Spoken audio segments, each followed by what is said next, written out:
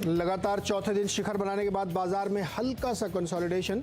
Nifty intraday में 18,900 की दहलीज पर पहुंचा। इन्फोसिस, एचडीएफसी बैंक, टीसीएस और रिलायंस जैसे दिग्गजों ने भरा जोश।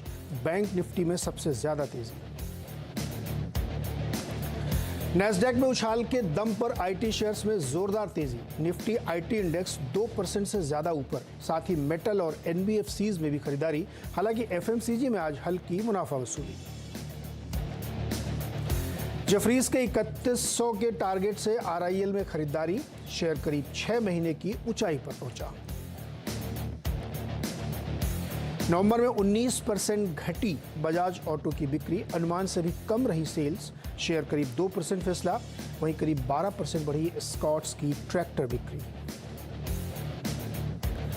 और गुजरात में पहले चरण की वोटिंग जारी। अब तक करीब 12% हुई है वोटिंग। 89 सीटों के लिए करीब 800 प्रत्याशियों के बीच मुकाबला।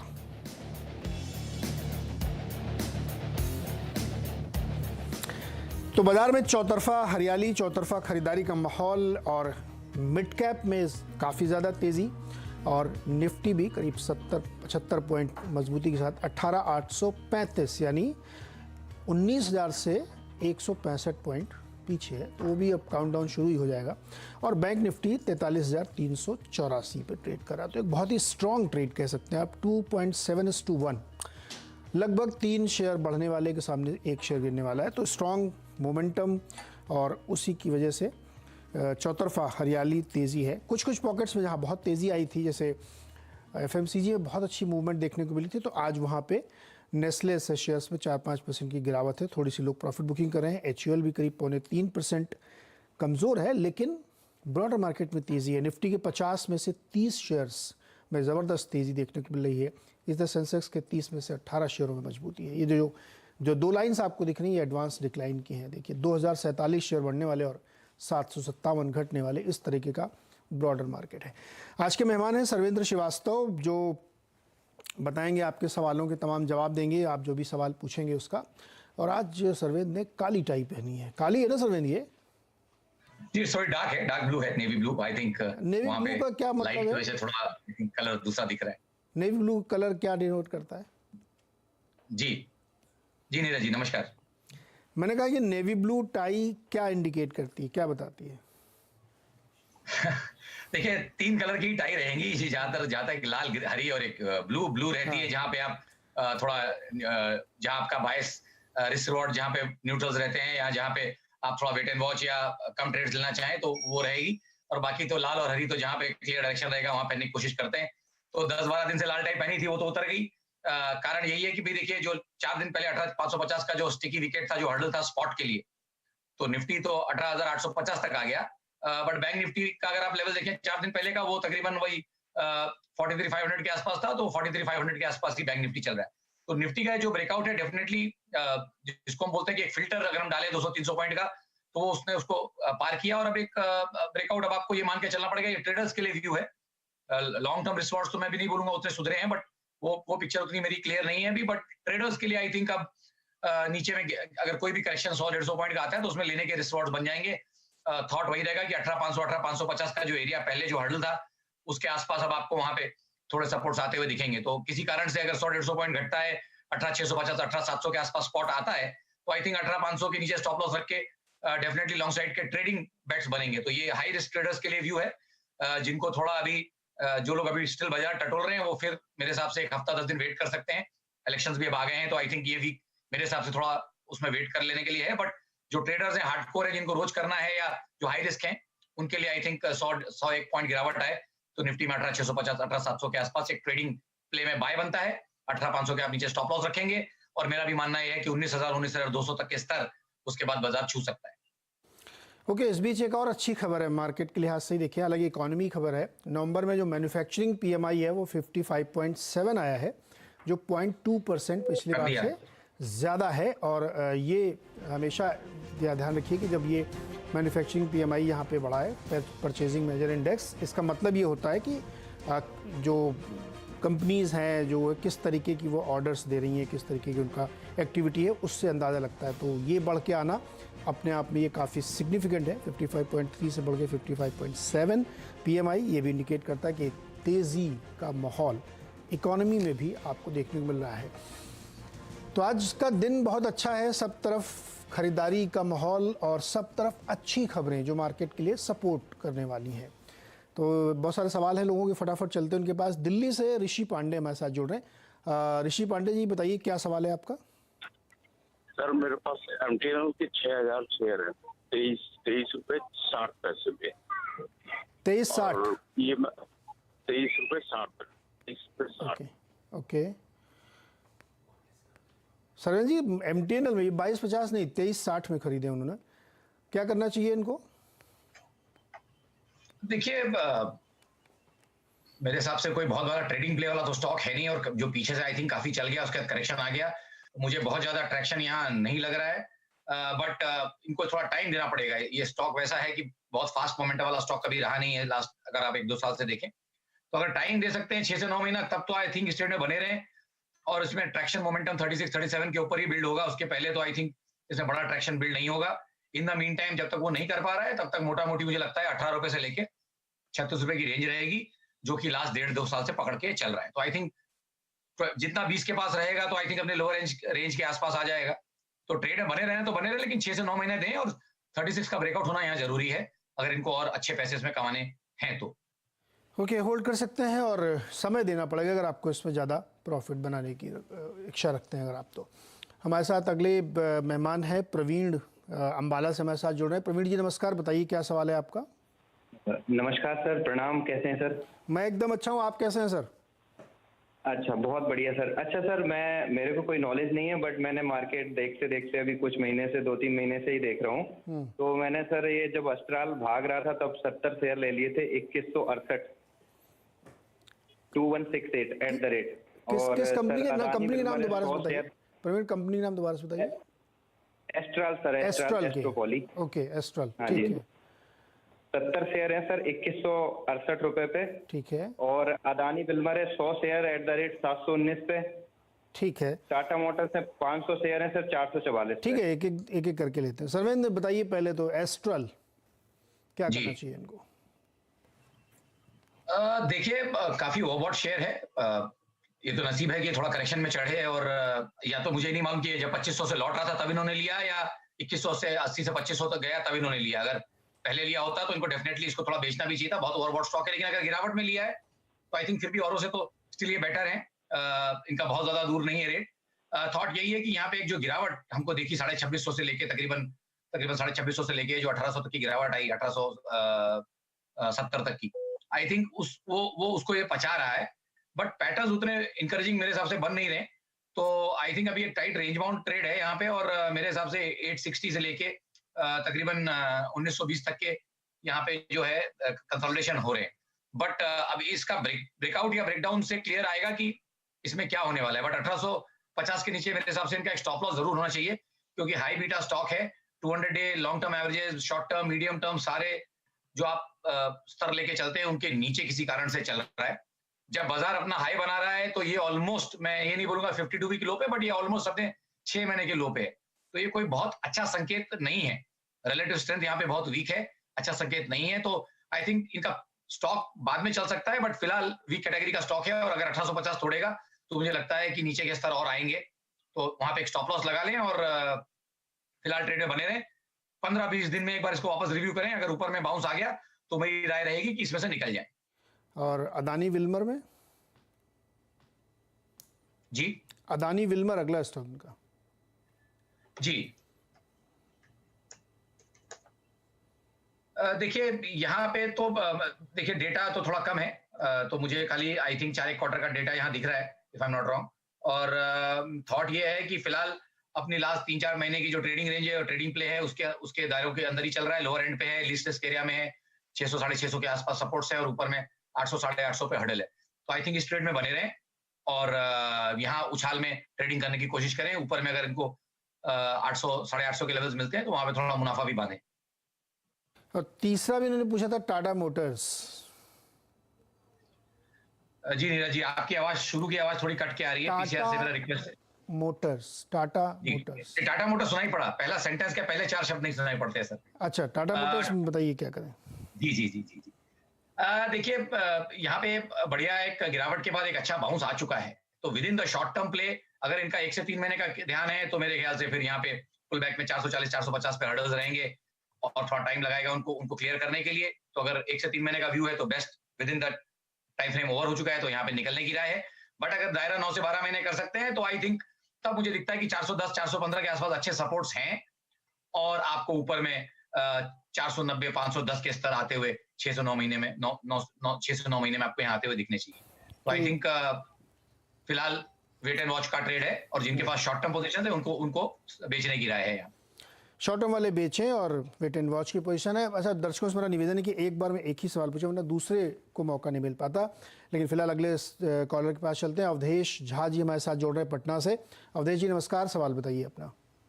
नमस्कार सर, पहले मैं बताऊं आपको मैं सीएनबीसी आवाज का बहुत बड़ा फैन हूं, तो आपकी धन्यवाद पूरी सर। टीम को एक बार मेरे तरफ से धन्यवाद सर। आप बहुत अच्छा मार्गदर्शन करते हैं। मेरा एक छोटा सा क्वेश्चन है कि मैंने एक पीएसयू बैंक की अभी जो रैली हुई है वहां पंजाब एंड सिंध बैंक के 1000 शेयर में एंट्री ली है मैंने 20 रुपए पे। तो मेरा व्यू 1 to 3 ईयर का है, आगे 1 से 3 साल तक। तो मुझे इसमें क्या लेवल देखने को मिल सकते हैं और कितने के बाद मुझे सेफली एग्जिट कर देना चाहिए? बिल्कुल Sarvendra, PSB Punjab and Sind bank में इन्होंने 1000 शेयर ले लिए 20 रुपए पे, 45 पैसे का इनको अभी प्रॉफिट है। समय की कोई बंदिश नहीं है, लेकिन कहाँ पे इनको एग्जिट लेना चाहिए, कितना प्रॉफिट मिल सकता है? देखिए पहले तो इनको बहुत मुबारकबाद दूंगा कि भाई टाइम फ्रेम के साथ सवाल पूछ रहे हैं। सबको रिक्वेस्ट यही है अगर आप टाइम फ्रेम बता देते हैं तो काम हमारा यहाँ पे इजी हो जाता है। सारे के सारे जो क्वेरीज होते हैं वो लाइव आते हैं मेरे पास, तो मुझे तुरंत देख के तुरंत बोलना होता है। तो 30-60 सेकंड में रिप्लाई करने के लिए अगर टाइम फ्रेम मिल जाए तो काम थोड़ा आसान हो जाता है। काम है मुश्किल बट थोड़ा आसान हो जाता है। तो देखिए आई थिंक इनका ट्रेड अच्छा है। मैं इनको बोलूंगा अच्छा ट्रेड है इनका। और आई थिंक अनडिस्कवर्ड इन्होंने कुछ बैंक पकड़ा है ये, मतलब बहुत ज्यादा इसमें मुझे नहीं लग रहा कि अभी किसी के पास यहाँ पे पोजीशन है और एक बढ़िया ट्रेड उन्होंने पकड़ा है। तो यहाँ पे बहुत ज्यादा लेगेसी नहीं है, एक ट्रेंड कंप्लीट हो चुका है इसमें। और तो मेरा थॉट यही है कि अब यहाँ से इनको ट्रेड में बने रहना चाहिए। पैटर्न्स यहाँ पे अच्छे हैं और 1 से 2 साल का अगर ये व्यू लेके चल रहे हैं तो आई थिंक पिछला जो मेरा इसका कंजेशन रेंज दिखता है जो एटलीस्ट ये अपने फॉल के बाउंस में भी कर लेगा, वो तकरीबन मेरे को 48 से 50 रुपए तक के स्तर लगते हैं। तो आई थिंक अच्छा इनका डिसेंट 1 to 1.5 टाइम्स रिटर्न यहाँ बन सकता है। ट्रेड में बने रहें और मेरे हिसाब से स्टॉप लॉस भी जरूर रखें। तो स्टॉप लॉस थोड़ा वाइड आएगा क्योंकि इलिक्विड स्टॉक है। 14 रुपए के नीचे स्टॉप लॉस रहेगा बट टारगेट्स भी बहुत अच्छे हैं। तो आई थिंक 48 से 50 रुपए के टारगेट से 14 के नीचे बंद आएगा और उसके नीचे टिकेगा तो इनको निकलना चाहिए। तो जो टाइम फ्रेम अवधेश जी आपने बताया ना, उस टाइम फ्रेम में 48-50 तक जा सकता है ये, लेकिन स्टॉप लॉस 14 रुपए के आसपास आएगा, डीप आएगा थोड़ा, क्योंकि समय ज़्यादा ले रहे हैं आप। तो अगर आप इतना आपके अंदर पेशेंस है और आप इसको होल्ड कर सकते हैं तो आपके लिए रिटर्न काफ़ी बेहतर यहाँ से हो सकते हैं। अगला सवाल लेते हैं, नंद कुमार जी हैं बेंगलुरु से। नंद कुमार जी नमस्कार, बताइए सर क्या सवाल है आपका? नमस्ते सर, मेरे पास टाइटन का 100 शेयर है 2750 में। और आज ही कल में लिया है क्या? हाँ सर, आज ही कल में लिया है क्या? कब लिया था? थोड़ा दिन हो गया। ओके, तो 2750। अब क्या मन कर रहा है, जल्दी बेचने का मन कर रहा है क्या? नहीं मतलब ये बढ़ेगा क्या, 3000 के तरफ जाएगा क्या करके पूछने के लिए। सर्वेंद्र करे कि क्या करे इसमें? 3000 का लक्ष्य चाहिए टाइटन में। देखिए टेक्निकली ओवरबॉट कैटेगरी का स्टॉक है यहाँ पे, डेफिनेटली आउट परफॉर्म किया है इसने इंडेक्सेस को। बट अब देखिए अगर आप नीचे से देखें तो अब चलने क्या लगा है, थोड़ी अंडर परफॉर्मेंस जहां जहां है वहां आपको मूवमेंट्स अच्छे दिखे। तो चाहे रेलवे के स्टॉक हो, चाहे पीएसयू बैंकिंग के स्टॉक हो और पीएसयू स्टॉक्स हो, आई थिंक वहां पे जहां पे हमेशा अंडर परफॉर्मेंस रही वहां पे अच्छे अब रिवॉर्ड्स मिल रहे हैं कंपेयर टू लीडिंग नेम्स। तो ये उन लीडिंग नेम्स में है, ओवरबॉट है। और मेरे हिसाब से इसका गए महीने का जो कैंडल बना अभी है, जो हमने कल महीना बंद किया, वो एक रेड कैंडल है और मंथली नेगेटिव क्लोज इसमें आया है। तो मेरा मानना यह है कि 1 से 3 महीने के लिए स्टॉक थम सकता है क्योंकि 4-5 महीने की रैली थी पीछे से। तो पुलबैक्स मेरे हिसाब से यहाँ कंप्लीट है। तो 1 से 3 महीने तो बहुत ज्यादा इनके पोजीशन में मुझे फिलहाल नहीं लग रहा कि कुछ होएगा। और 2750-2800 पे बहुत हर्डल्स हैं, तो उधर की तरफ उछाल आए इनके भाव की तरफ। तो मेरी यहाँ से इनको राय रहेगी कि नेक्स्ट 15 से 20 दिन में इस पोजीशन से निकलने की कोशिश करें। जो भी बेस्ट केस इनको ऊपर में मिलता है वो लें और इस पोजीशन में मेरे हिसाब से निकलने की कोशिश करें और थोड़ा कोई फ्लेवर वाला स्टॉक पकड़ें जो अभी चल रहे हैं। जगन है औरंगाबाद से हमारे साथ। जगन जी नमस्कार, बताइए क्या सवाल है आपका? नमस्ते सर। जी नमस्ते सर, मेरे पास आरईसी है, आरईसी लिमिटेड 4500 शेयर है एट द रेट ऑफ 122। इसमें होल्ड करना रहेगा, ठीक रहेगा या प्रॉफिट बुक करना? सर्वेंद्र, पीएसयू में बड़ी रैली है, लेकिन ये जो पावर वाले स्टॉक्स है ना, आरईसी, पीएफसी, पीटीसी, इसमें उतना दमदार तेजी नहीं है। अब इन्होंने ठीक ठाक क्वांटिटी खरीद रखी है, क्या करना चाहिए इनको? होल्ड करें क्या आरईसी? सर ये स्टॉक तो हमेशा मेरी केस स्टडी रहता है। जब भी मैं अगर किसी को सिखा रहा होता हूँ, मेंटरिंग कर रहा होता हूँ और ट्रेनिंग दे रहा होता हूँ, तो उस समय ये केस स्टडी हमारी रहती है कि आप बिलीव नहीं करेंगे, स्टॉक 110 रुपए का अभी चल रहा है, ठीक है, लेकिन इसने 2010 से जो रेंज पकड़ी है, अगर उस रेंज को किसी ने हिसाब से ट्रेड कर लिया तो 150 से लेके 75 तक की रेंज रही है और 5 बार उस रेंज में ऊपर नीचे घुमा है। तो प्योरली अगर आप बायर भी रहते और आप 5 बार इसको 75 में लेते तो 5 बार इसको आप लास्ट 10 साल में 150 में बेच सकते थे। तो 75 into 5 मतलब उतना आप कम से कम इसमें आप जो है कम से कम 475 रुपए आप खाली ट्रेडिंग करके कमा सकते थे। 375, माफ कीजिएगा। तो 110 रुपए का स्टॉक 375 रुपए में आपको ट्रेडिंग करके आप उसको कमा सकते थे और आपके स्टॉक भी फ्री पड़े रहते थे। तो कभी कभी रेंजेस अच्छी मिलती हैं तो कोई बुराई नहीं है। मैं तो कहता हूं ऐसे स्टॉक आप मुझे दो, ट्रेड करके ज्यादा पैसे बनते हैं। तो आई थिंक ट्रेड में बने रहे। अपने 10 साल की रेंज के बीचों बीच चल रहा है, तो त्रिशंकु है इस समय बीच में लटका हुआ है। बट थॉट ये है कि मोमेंटम नीचे से पकड़ा है इसने तो 150 तक जाएगा। जब भी 75 तक जाता है उसमें एक बार जाके 150 140 टच करता है। तो आई थिंक इसमें जगह है, इनको थोड़े पैसे बन सकते हैं। But yes, trailing stop loss या स्टॉप लॉस का इस्तेमाल जरूर करना पड़ेगा। और मेरे हिसाब से अभी जो फिलहाल मुझे यहाँ पे स्टॉप लॉस दिख रहे हैं वो आ रहे हैं तकरीबन 100 रुपए के नीचे। तो 99.40 का एक क्लोजिंग ओनली स्टॉप लॉस रखें और उसके बाद मुझे लगता है कि 140 150 के टारगेट्स ऊपर में आएंगे। तो 1:3 1:4 का डिसेंट रिस्क रिवॉर्ड इनको यहाँ से मिलेगा और बहुत बढ़िया ट्रेडिंग स्टॉक है। 150 में बेचिए, 75 में लीजिए, 5-6 बार आपको करवा चुका है। अच्छा, इसी से जुड़ा हुआ एक पीएफसी भी है सरकारी, उसको जरा देखिए चार्ट पे, उसका क्या राय बनती है? जी मिस कर, आपकी आवाज कट गई। नहीं रही। PFC, Power Finance Corporation. जी देखिए ये भी तकरीबन उसी कैटेगरी का स्टॉक है। 2007 के बाद से एक बड़े दायरे में फंसा हुआ है और उस दायरे को कभी निकाल नहीं पाता। 4-5 राउंड ये भी कर चुका है। एग्जैक्ट सिग्नेचर ऑफ, जैसे हमने बोला अभी, आरईसी, ये फंसा है 160 से लेके 70 तक। तो इसने भी 4-5 राउंड ऐसे लगा लिए। तो जब तक ये रेंज रिजॉल्व नहीं होती, बहुत ज्यादा दिमाग लगाने का मतलब नहीं है। नीचे से इन्वर्जन आया है तो टुवर्ड्स 150 160 जाएगा। वहां पे अगर नहीं टिक पाया तो वापस 75-80 आएगा। यही इसका दायरा 10 साल से चल रहा है। बट सोचिए, जिस दिन इस रेंज का ब्रेकआउट होगा वो दिन तो ये बहुत क्लासिक लॉन्ग साइड का ट्रेड होगा। तो हम भी वेट कर रहे हैं आरईसी पीएफसी के लिए। अपनी रेंज ब्रेकआउट 10-10 साल के अगर रेंज ब्रेकआउट होंगे तो आई थिंक स्टॉक फिर वहां से 5-5 6-6 साल आपको अप ट्रेंड्स देंगे, या वाइसा वर्सा। नीचे टूटने के चांस तो बहुत कम है, बट दोनों तरफ का ध्यान रखना पड़ेगा। जब ये रेंज ब्रेकआउट होंगे पीएफसी आरईसी में, they will be one of the best stocks to hold for the next 3 to 4 years. तो आरईसी और पीएफसी में ये आपके लिए राय बनती है, आप इसकी रेंज का ध्यान रखें। और इसमें डिविडेंड यील्ड बहुत अच्छी होती है तो लोग उसके लिए भी कई बार इनको लेते हैं। एक और कॉलर लेते हैं फटाफट, उसके बाद ट्विटर से सवाल लेंगे। राकेश उपाध्याय ठाणे से हमारे साथ जुड़ रहे हैं। राकेश जी बताइए क्या सवाल है? Good morning sir. Good morning sir, मेरे पास न वोडाफोन है 500 9.75 के शेयर के भाव से सर, तो मुझे क्या करना चाहिए सर? और मेरे पास पारस डिफेंस का भी 70 शेयर है 175 के भाव से। वोडाफोन पर राय दिलो। पारस बहुत रिसेंट लिस्टिंग है इसलिए चार्ट पे उसका पैटर्न बनता नहीं ठीक से। वोडाफोन बताइए भाई। वोडाफोन में बहुत लोगों ने पोजीशन ले रखी है। अब ये स्टॉक चल के नहीं दे रहा है, बहुत सारे फंडामेंटल इश्यूज भी हो सकते हैं। बताइए क्या करना चाहिए इनको? सर देखिए, लास्ट टू लास्ट हफ्ते, आई थिंक एक आध हफ्ते पहले भी हमने इसको लिया था। देखिए, इससे जो उम्मीदें थी वो इसने पूरी फुलफिल नहीं की और वो अब इसमें कोई बहुत ज्यादा एग्रेसिव यहाँ पे कोई बहुत स्ट्रॉन्ग व्यू नहीं है, क्योंकि इसके जो पिछले पैटर्न्स बने थे लास्ट 2 साल के, उसके बाद इसको यहाँ रहना नहीं चाहिए था। इसको 16 17 18 रुपए और हमारे 22 के भी जब टारगेट थे तो होने चाहिए थे। बट वो आप देखिए कि उस कॉल के बाद वो 16-80 से ही घूम गया। तो बहुत ज्यादा कुछ हुआ नहीं। ट्रेडिंग स्टॉप लॉसेस जिनके होंगे हिट हो गए, या उन पोजीशन में थोड़ा बहुत पैसा कमा के लोग निकल गए। बट अब मेरा इसमें कोई बहुत ज्यादा स्ट्रॉन्ग व्यू और ध्यान नहीं है। तो मेरे हिसाब से तो आई थिंक इन सब शेयरों में भी फिलहाल जहां तक क्लियर पैटर्न नहीं बनते, इनमें मेरी तो राय रहेगी इन सब ऐसे शेयरों में भी फिलहाल निवेश की राय नहीं है। तो जहां तक हो सके आई थिंक उछाल में यहाँ से निकलने की कोशिश करें। मेरे पास बहुत स्ट्रॉन्ग राय यहाँ पे अभी नहीं। चलिए अब ट्विटर से सवाल लेते हैं। सरवेन जी थोड़ा क्विकली जवाब दीजिएगा। उत्तम शुगर 265 पे लिया है, टारगेट और स्टॉप लॉस बताइए। जी, उत्तम शुगर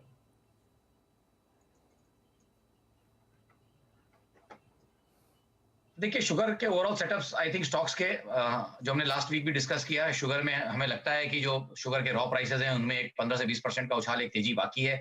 तो शुगर स्टॉक्स पे रुझान पॉजिटिव है। डिस्क्लेमर ये है कि हमारा रेगुलर कवरेज का सेक्टर है, रेगुलर कवरेज के स्टॉक्स हैं, तो हमारा इंटरेस्ट इसमें टाइम टू टाइम रहता है, तो आप डेफिनेटली अपने एडवाइजर से इसमें जरूर राय लें। मेरा थॉट ये है कि शुगर में ओवरऑल व्यू मेरा बुलिश है। मुझे लगता है शुगर के रॉ प्राइसेस में ही 15-20% का उछाल अभी यहाँ से बाकी है, और वो मेटेरियलाइज नहीं हुआ, अभी तक ब्रेकआउट्स नहीं आए, बट हमारा मानना है कि आ जाएंगे।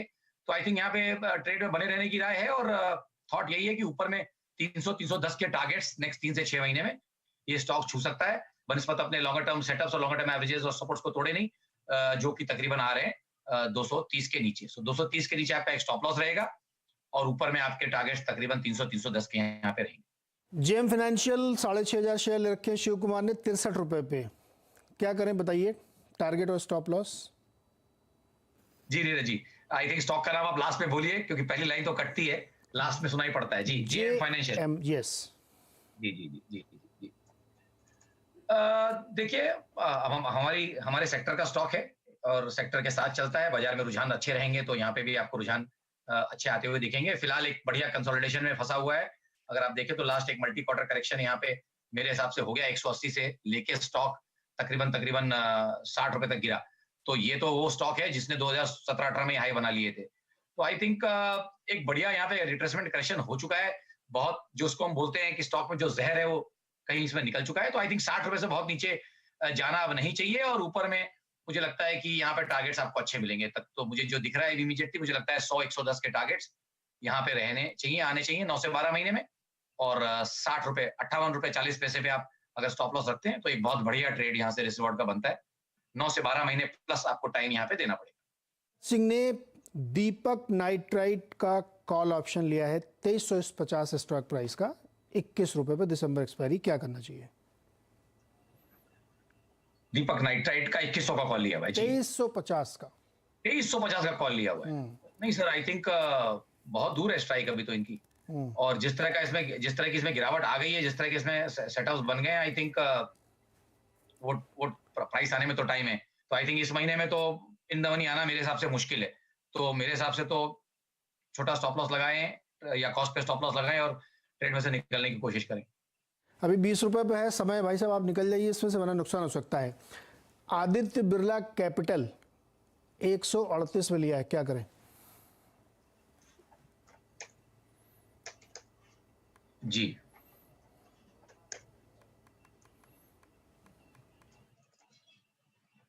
देखिए ट्रेड में बने रहना चाहिए मेरे हिसाब से। एक बड़े रिवर्सल पैटर्न के अपर एंड पे आने की कोशिश कर रहा है, और अगर ब्रेकआउट्स हो गए तो बहुत बढ़िया यहाँ पे रिस्क रिवॉर्ड्स और ट्रेड्स बनेंगे। तो क्योंकि ट्रेड में ऑलरेडी बने हुए हैं, तो आई थिंक ट्रेड में बने रहें, और थोड़ा इनको कॉस्ट के नीचे थोड़ा स्टॉप लॉस लगाना पड़ेगा अगर ये सेफ रहना चाहते हैं। तो आई थिंक थोड़ा भाव के नीचे एक स्टॉप लॉस आएगा तकरीबन 123-24 के आसपास। तो आई थिंक उस एरिया को स्टॉप लॉस की तरह यूज करें और ट्रेड में बने रहें। अगर ये 150 का इसमें ब्रेकआउट आ जाता है, जो कि मुझे लग रहा है कि जिस तरह का इसने मोमेंटम पकड़ा है, इसमें 150 का ब्रेकआउट अगर आ जाता है राउंड नंबर पे, तो आई थिंक उसके बाद ये स्टॉक आपको क्लियरली अपना पिछले जो इसके हाईज हैं वो भी चैलेंज करता हुआ दिखेगा।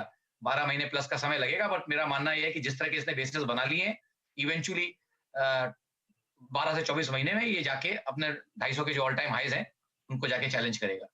तो ट्रेड में बने रहे। विवेक नाम है इनका, ट्विटर पे सवाल भेजा है। ग्रेफाइट इंडिया नवंबर 2018 से जनवरी 2019 के बीच में इन्होंने 893 के एवरेज प्राइस पे खरीद रखा है, क्या करें? बहुत ज्यादा देर तक ये ट्रेड में रह गए हैं और बहुत लंबे समय तक इन्होंने उसको होल्ड कर लिया, और एवरेजिंग भी फिर इन्होंने मेरे ख्याल से बहुत जल्दी कर ली है। इसके लिए इनके भाव से आई थिंक काफी, मेरे हिसाब से तो काफी नीचे चल रहा है, if I am not wrong. तो आई थिंक अब यहाँ से मेरे पास कोई राय नहीं है ट्रेड में, इन द सेंस कि मैं इनको नया करने को इस समय नहीं बोल सकता हूँ। अगर मैं इनको बोलूंगा लॉस बुक कर ले तो भी सही नहीं होगा, और नया एवरेज करने का अभी पैटर्न्स यहाँ बने नहीं है। तो जो पोजीशंस है करंटली आई थिंक उन्हीं में बने रहे, और एक महीने में इसको थोड़ा सा रिव्यू करते रहे। फिलहाल गए मंथ का क्लोज इसका पॉजिटिव आया है, तो डेफिनेटली एक उछाल यहाँ पे आ सकता है 440-450 तक का, बट मंथ ऑन मंथ इसको रिव्यू करें और ट्रेड में बने रहें फिलहाल। लास्ट क्वेश्चन, एक वेदांत 309 रुपए पे लिया है, 110 शेयर योगेश ने, क्या करें? देखिए इसमें आई थिंक कुछ तो गैप डाउन हुआ, कुछ एडजस्टमेंट्स आया, क्या हुआ इसमें कुछ चल रहा है आई थिंक सेटअप्स में, बट आई थिंक ट्रेड इनका ठीक है। वेदांत फैशन नहीं सर्वेंद्र, वेदांत फैशन नहीं, वेदांता 307 पे ही चल रहा है। वेदांता ही सर, वेदांता में मुझे गैप डाउन दिख रहा है। लास्ट 3 कैंडल में कुछ गैप डाउन हुआ है, किस कारण से मुझे नहीं समझ में आ रहा है, बट हल्का सा एक छोटा गैप दिख रहा है। थॉट यही है कि मोमेंटम यहाँ पे बाजार के साथ ये रहेगा, मेटल का स्पेस। तो प्योरली ट्रेडिंग एंगल जिनको बोलता हूँ, आई थिंक मेरा मानना है कि जगह है अभी ऊपर में थोड़ी, तो 320 325 के टारगेट्स आ जाएंगे, थोड़ा इनका पैसा बन जाएगा। तो मेरा मानना है कि 325 के एरिया में थोड़ा सा मुनाफा बांधें। मेटल्स की नई साइकिल जब चालू होगी, ब्रेकआउट्स होंगे, तो हम डेफिनेटली उसको अपडेट करेंगे। बट फिलहाल मुझे लगता है कि यहाँ पे खाली उछाल आ रहे हैं और 325 330 से बहुत ज्यादा जाके ऊपर टिक नहीं पाएगा इस वाले लेग में। तो ऊपर अभी फिलहाल बने रहे ट्रेड में और 325 पे निकलने की कोशिश करें। तो इसमें निकलने की कोशिश करें, बहुत देर तक रुके नहीं, आपको लक्ष्य भी बता दिए गए। सर्वेंद्र, बहुत बहुत शुक्रिया हमारे साथ जुड़ने के लिए, दर्शकों की मदद करने के लिए। और छोटा सा एक ब्रेक यहाँ से, ब्रेक के बाद खिलाड़ी नंबर 1।